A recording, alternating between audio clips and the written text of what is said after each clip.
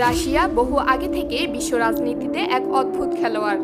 Russia আবারও ইতিহাসের পাতায় এক অন্ধকার অধ্যায় লিখতে চলেছে।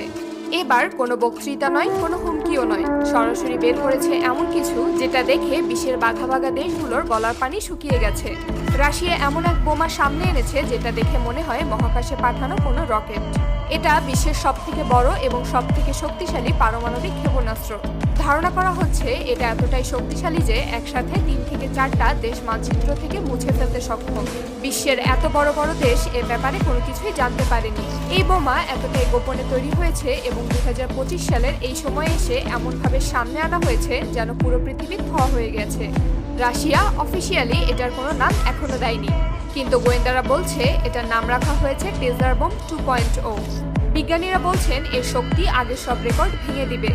এই বোমাটা কতটা শক্তিশালী এ নিয়ে এখনো কিছু নিশ্চিতভাবে বলা যায় না, কিন্তু কিছু আন্তর্জাতিক গোয়েন্দা সংস্থা আর লিক হওয়া কিছু তথ্য থেকে জানা যায় এটি ১০০ থেকে ১২০ মেগাটনের মতো শক্তি ধারণ করতে পারে। যদি তুলনা করে বলি তাহলে ১৯৪৫ সালে